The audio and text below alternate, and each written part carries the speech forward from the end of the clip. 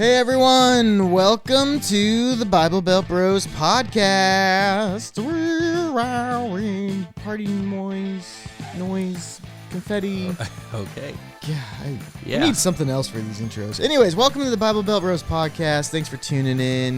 We got a good one for you today. But first, going to check in with Andrew because tonight I got roped into having to be social tonight and have to go to a fundraiser for a mission trip, a bingo night that Andrew's putting on. So Who roped you into it? Well, it was more of it's hard to say no to a fundraiser. Right. For missions. For missions. Yes. For your best friend. Right. So it's like, yeah, like you can't. Well, I wasn't sure if it was me or maybe one of the twins, like Blake or Zach, because this also benefits them. Here's my pet peeve, right? With church mission trips. Yeah. They all fundraise to the same people. Yes. So I've gotten like 7 letters. Yes. Of, oh my God, I've got this opportunity. And I'm like, go outside your network. Yes. Please. I obviously know. And what do I either give to everybody or I pick a favorite or I give to nobody? Yeah. Well, in this case, you're picking a favorite. Well, thanks. well, this place, you're doing something else besides just asking for money. Right. So that's. Yeah. And I'm going outside my sphere of influence. And it's going to be hopefully good. But I have thought, like, man, that's so hard. Like, these guys are just all asking the same church people. Yes. Well, imagine pastors. They get hit up by everybody in their congregation. Yeah. Like, I asked ours. I just asked him to come. Now, I knew he had a prior obligation, and so he wouldn't, but I still asked him. Because also I thought it'd be rude if I didn't. Yeah. It's a weird mentality because, like, I remember, like, in the pastoral role, it's kind of like a teacher. Nobody wants to hang out with the teacher, and so you kind of feel like nobody wants to hang out with you, but you also feel like it's weird and, like, why would I bother him with this? And so, like, there's that balance. And then, because a lot of pastors struggle with loneliness and depression. And see, we're different because I like hanging out with our pastor. Well, yeah, he's actually a fun dude, if you get to know him. And I mean, it's only for a few more months, right? No. Well, then you could be best friends. Yeah. Without the pastor awkwardness. No, I'm joking. So that is true. Like inviting a pastor and stuff like that, it's kind of awkward, but you should do it because they can always say no. Or me, I can't say no. Yep. That's the problem with me. I can say no to a lot of things. But it's in our contract that he's not allowed to say no to me. That's just it. He's a pastor. You're the sheep. Yeah. So tell us a little bit about where you're going, why you're going. It's not me going. Oh, who's going? It's my daughter. Okay. Okay, so my daughter is going to Nicaragua with the youth. It's going to be her first international mission trip, and I'm not going on it. So her first was actually supposed to be 2 years ago. She was supposed to go to Honduras, and there was this her passport got delayed, and it's this big, long story. So she was supposed to go with our pastor's wife, but both of their passports got delayed. So pastor's wife went delayed, or they we put them in. Well, it took too long, i.e. delayed, because it took longer than the 6 to 8 weeks. Okay. We both. You did it on time. Yeah. You didn't try to express it. Right. Okay. Now, pastor's wife, she did express hers, but she still did hers on time and expressed it. Wait, we also we did the overnight as well. It took 10 weeks for us to get ours. 6 to 8 weeks but the day they shipped it, we got it the next day. Problem is, we were already flying to Honduras. Mm-hmm. So what had happened is I had called up my daughter's passport went through Washington D.C. So I called Washington D.C. They're like, hey, if we can find it on the truck, we can pull it off the truck. And what I was going to do is I was going to leave Tulsa, fly to Washington D.C., drive to the passport place, pick it up from them, then fly and meet the team in Houston. Mm-hmm. I already had all my flights planned. I was literally getting ready to hit pay. I was just waiting for them to say we got it. Right. And we were kind of going to send my daughter from Tulsa to Houston on faith that I would get there in time. Right before, I was like, all right, I have 5 minutes before I have to hit pay. Mm-hmm. Can you get it? And they're like, well, we got people down scavenging the FedEx truck right now. We're looking for it. Problem is, passports are tiny. Yeah. And there's hundreds or thousands of them going out at once. Well, long story short, they didn't find it. So I ended up going. Well, the pastor's wife couldn't go, but she was also going with her daughter on her first mission trip. This was like I wasn't going to go on this mission trip. I was given less than 40 hours notice. And I told my boss, hey, I'm leaving tomorrow to go to Honduras. There was no notice given to my boss or anything. I just happen to have a passport ready to go. I'm a light packer, and so I can just go anytime, wherever I want. And so you stole her valor. I did. I ended up going with the pastor's daughter on her first mission That's trip. hilarious. So Megan and you and your daughter couldn't go, so you're just like, oh, free trip. Yeah, pretty much. Free mission trip. I mean, I paid for it because I paid for my daughter to go. So, and we actually didn't fundraise for that one because I was like, the fundraisers are dumb. I hate fundraisers. And so I was like, Izzy, I'm just going to pay for you. Like right now, my daughter plays tennis for the high school team. They keep sending home these stinking boxes of chocolate. Like, oh, we need your daughter to fundraise more. We've already sold like 8 boxes. She got another one yesterday. I told her to send it back to her coach and say, I'm not selling them unless Izzy gets more playing time. Yeah, it has to equate. Yeah, exactly. Hey, it's a pay to win strategy here. Yes. Or pay to play. Pay to play, yes. That's funny. Well, okay, so recently in our area, and I say recently, it's been a while now, but it hasn't been a while. It's been less than a month. 2 weeks or 3. But recently in our area, we've had some. We're in Oklahoma. It's where the wind comes sweeping through the plains and the waving wheat. Sure, supposed to be when it comes right around the rain. And we had some like high gusty days of what was it, like 60 mile an hour winds. I think 70. Pretty consistent. Was the fastest. It was like consistently like 30 to 40 mile an hour winds, right? Oh, yeah. With gusts up to 60, 70 miles per hour. Also super dry here. And we didn't really have a winter.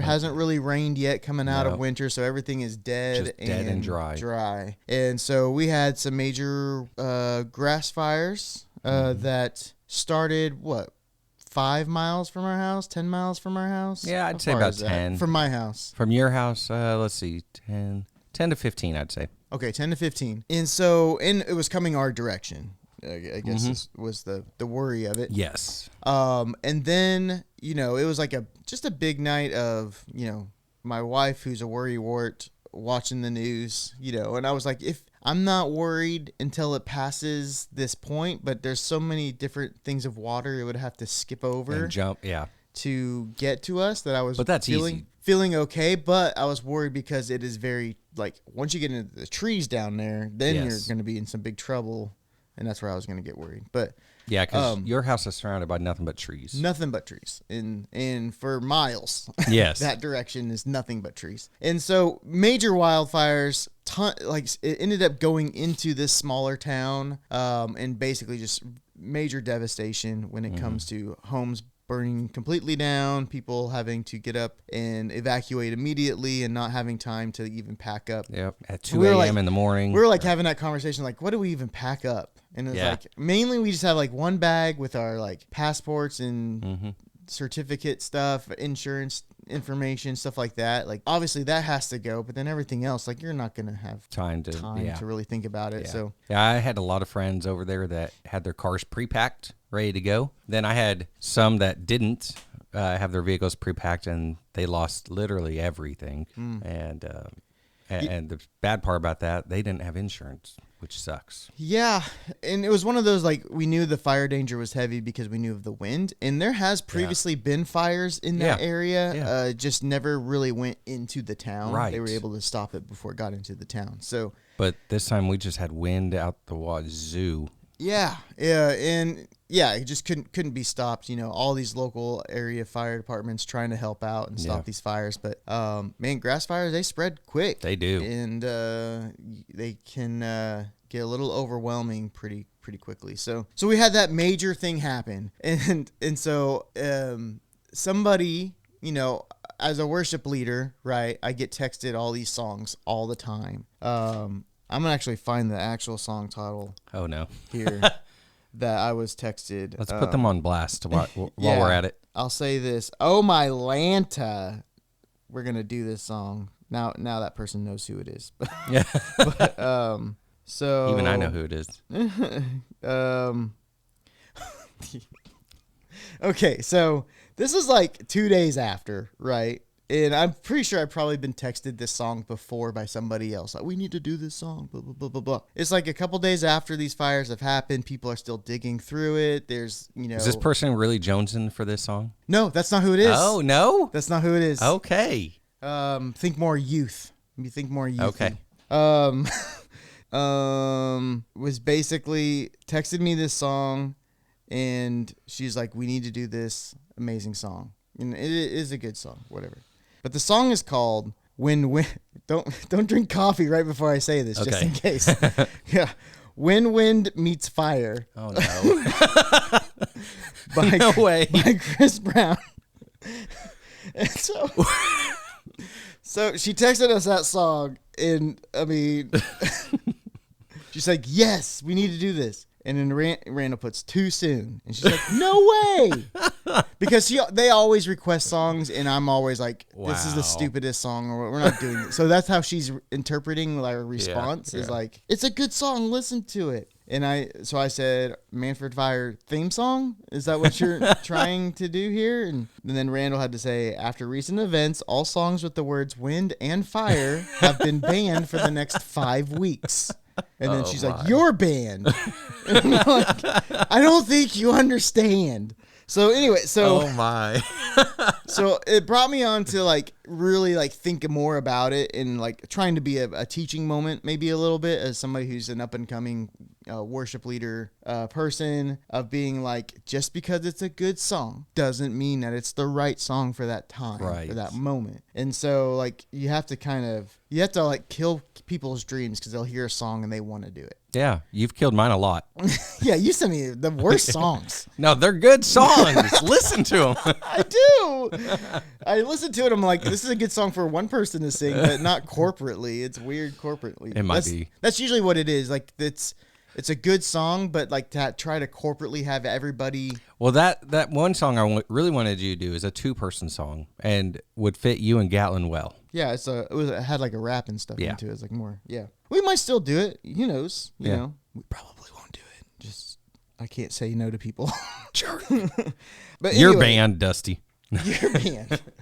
And so it got me to like really kind of like think through this process. And so I kind of want to just talk about Satan and utilizing music to turn people away from God, or distract them from God, or distract them from what's important. So obviously people believe based on like some verses that Satan was the angel Michael, who was a worship leader in heaven. There's like a reference, I believe it's like either Ezekiel or Isaiah. I think it's Isaiah. There's like references to him playing music, instruments, those kind of things in the Bible. And so people believe that, the Satan was a worship leader who basically tried to overthrow the pastor. Okay, I have to correct you. What? You said something that obviously, I don't know if you saw my face, but I saw your face and I just figured you got a text. Satan was not Michael. What? No, the archangel Michael and Satan, they battled each other. What? Hold on. And Michael... Hey, Google. I'm pretty sure Michael is the one who threw Satan out of heaven. I might have said it wrong. Let's see. Son of a... Yeah, Michael is the leader of God's army. Okay. Yeah. But now, didn't Satan have a different name? I do believe Satan was the worship leader. Yeah. For God's... Okay. All right, sorry. And we're not going to edit this out because you're going to know I'm an idiot. And I knew something. Oh, God. Yeah, Andrew knew something that I did. Okay, anyway. So Satan then, based on Google, fought Michael. Okay, but Satan was a worship leader. Okay, yes, we'll just start. We'll just start there. Okay, so Satan was a worship leader, and so kind of growing up, you can see it a lot, especially in music, how influential music is, and how Satan can use that as one of his main tools in distracting separating people from Christ, those kind of things. So I've heard a lot of time that we refer to secular music as how Satan distracts Christians. Don't listen to secular music, only listen to Christian music. Hey, 1,000 Foot Krutch is just like this band that's a secular band, so you should listen to this band. Hey, Skillet's like this band, you should listen to them instead. And, we used to send out the apologetics. CDs. Yeah, did you remember getting those compact discs where it was like, it had like... CDs. Yeah, I know.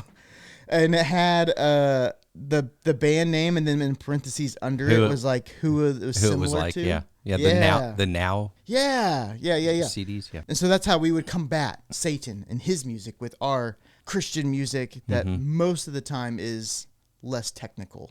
Is what I think people would say Christian music is a little less technical on the musical skills sometimes. Don't want to start that debate. Leagues. Don't want to start that debate. But going through the combating Satan through secular music, because there's some things that secular music can do, right? It glorifies sinful behavior, so it usually amplifies things that are of activities that are not Christ-like. Right.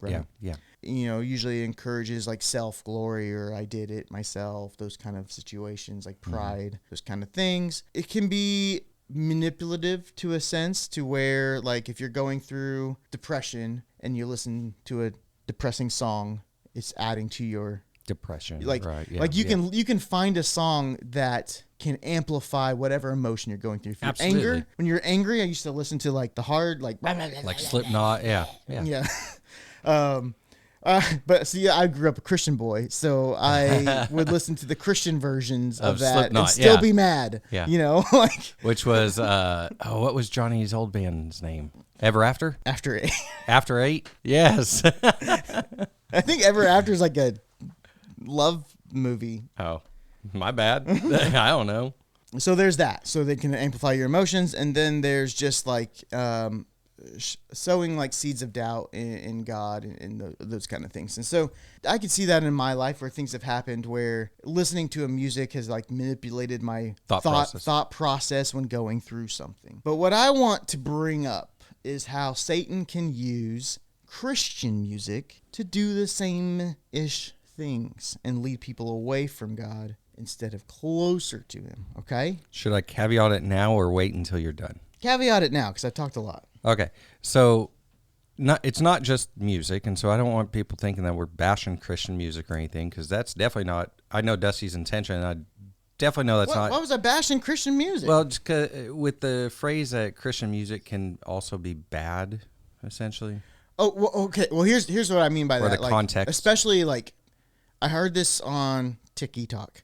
Yeah. And it resonated with me. Like, Christian, especially worship songs, they have to be dumbed down because most worship instrumentalists suck. Yes, 100%. Like myself, I only know, like, a certain amount. Yeah, like when I played the bass guitar, I only knew like 6 notes. Yeah, so everything is dumbed down yes. for the average musician, where most of the time, like people who play professionally, like you can see a difference. And even some like Christian bands are like dumbed down versions. Yeah, but so are some secular bands as well. Mm-hmm. I mean, it's a catch-22. It's on both sides. But again, caveat, anything can be used negatively.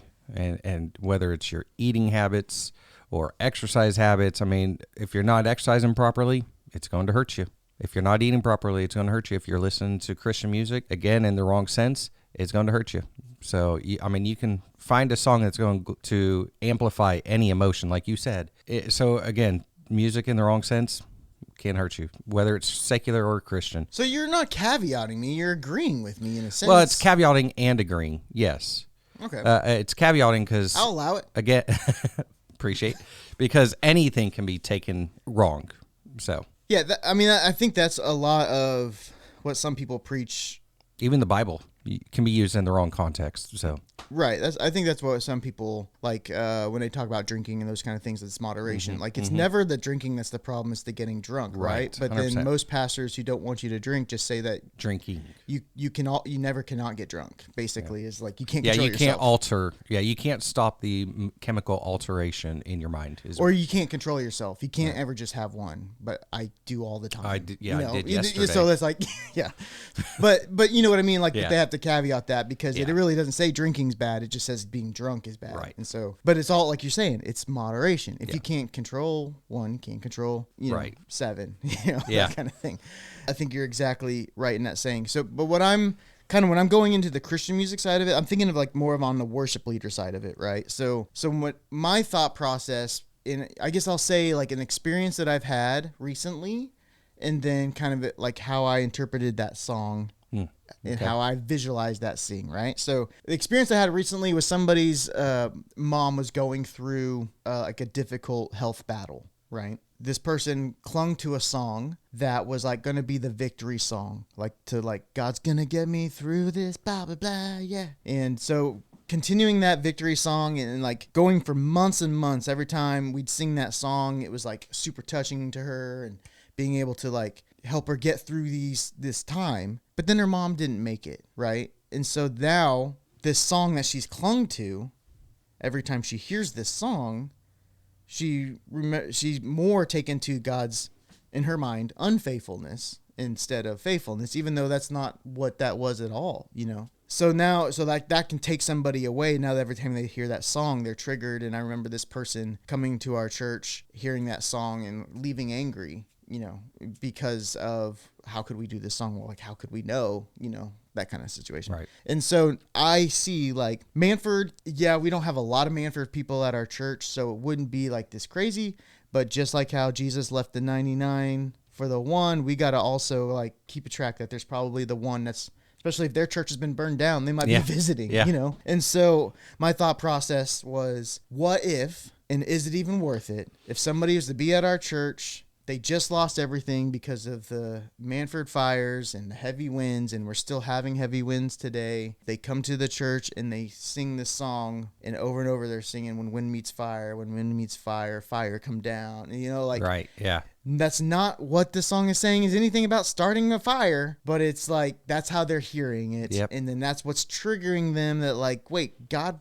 wasn't there for me in this situation, but why was he there for other people? And so you just start having like this battle that doesn't need to be had until people can kind of maybe get through some of their stuff right now. And so that's why it's kind of a typical practice. Like we kind of try to ban some of those things, like triggering words, right? Like a PTSD situation, where we're not trying to, there's things that we can do to make sure that that's avoidable. We can't always do that, like I was last night, which it would have been fine, or last Wednesday, like we were vamping, the songs were done for worship, but worship wasn't done. And so I was kind of like, what can I go into? And I was going to go to a song that I knew, all the kids knew. And then I was like thinking it, but the second verse is fire and wind, come and do it again. And I was like, like I'm processing this and I'm like, not worth it. Then somebody else came up to me and was like, can we do this? I was like, yeah, we'll do that song. Nice. Because that was way better than what I was thinking. And I was thinking like I could skip that part of the song and just go straight into the chorus and not do the second verse, something like that. But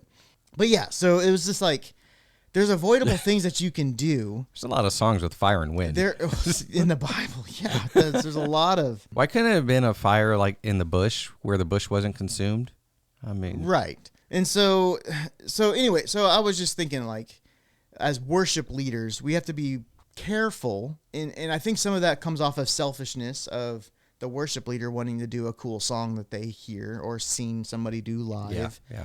And so there's like that battle of a worship leader to not think of their congregation as they are planning a service or choosing songs, And so not that I'm the best one, but I do try to think when I hear a new song and somebody gives me a new song, I try to visualize singing that on stage more to see, do I see the kids singing it back? Mm-hmm. And if I can't see the kids singing it back, then I got to wait until I can. And some of it might be that I don't know it well enough, and so I can't sing it back like they, you know what I mean? Like, because when you're doing worship songs, especially, let's be honest, you're singing songs that they probably won't listen to for another week. So right.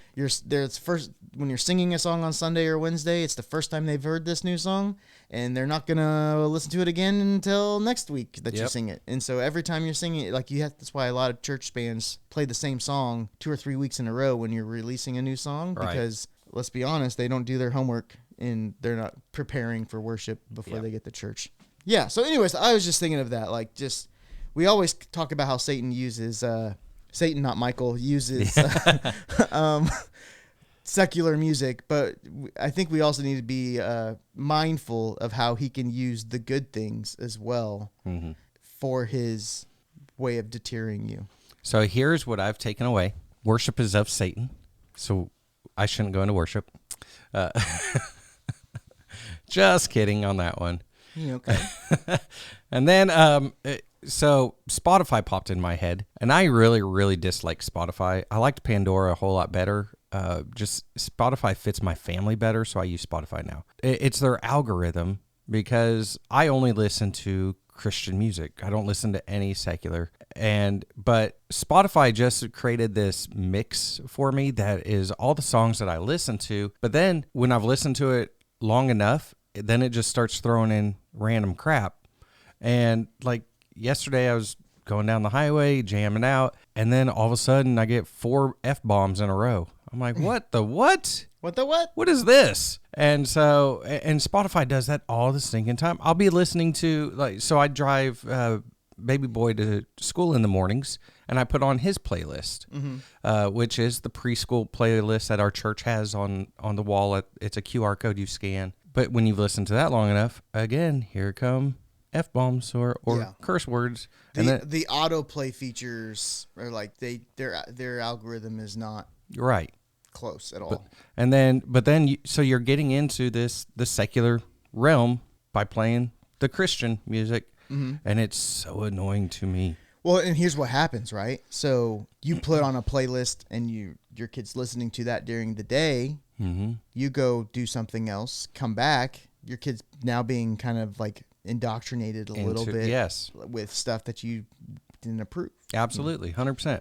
So which means your playlist isn't long So enough. then, that's true. Make a longer playlist. I felt the playlist was forever. When I'm listening to it, it's eternity. Like, golly, this is taking forever. Yes.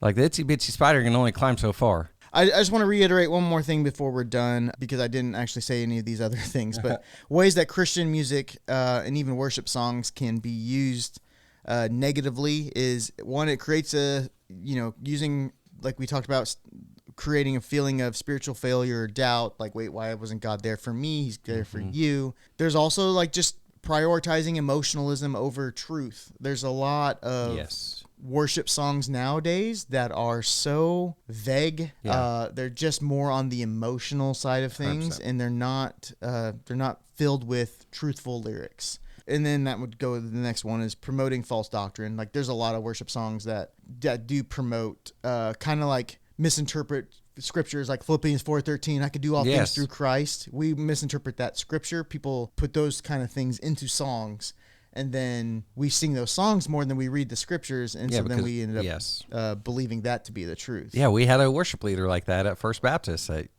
there's more truth in you can learn more from this hymnal than you can the Bible. Yeah, exactly. Yeah, 100%. And also even in just being in a worship service, encouraging it can be encouraging jealousy or comparison when you see people being touched by certain songs or getting into worship more, and then you're like, I'm not feeling that same feeling. Then you start to like, wait, maybe I don't know Christ, those kind of things. And so just know that those are emotions that people are going through while you're just singing songs on stage. Yes. And so it's important to keep in mind that you are a leader, not just a singer. Yeah. So. Yeah. That is a good point, because, you're like, I'm down there. I don't have my hands raised. People all around me have their hands raised. I'm like, what's wrong with me? Now, am I actually in there? No. So obviously I'm using myself in a hypothetical situation, but you're comparing yourself, and you're either getting jealous or you're getting depressed, and so Satan's at work in you, even when you're in church and worshiping God, or during a time of worship. Satan can use all this, and it's emotion based, and just using your self-doubts against you. Yep, and that's what he does. He twists and turns things. So thanks for tuning in, guys. This has been a less silly one. Be more silly, Andrew. Sorry, my bad. This is what happens when we plan to talk about things. We stick to the plan. We didn't plan this. I didn't know what we were talking about until I got here. I just tried not to tell you so I could hear your raw reaction. Yeah, that's what I like. Now, I sent you a topic a couple weeks ago, and then we just haven't podcasted since. Okay. So. I don't remember what it was, though. Well, we'll look that up. It's in our text. I'll let you be the leader next time. You can talk about your topic. I'm good. Okay. I'm good with you leading. Thanks for tuning in, guys. Appreciate you listening. If you have any questions, comments, concerns, leave them at the door. No. We'd love to hear from you. So, yeah, see you next time. Have a good one.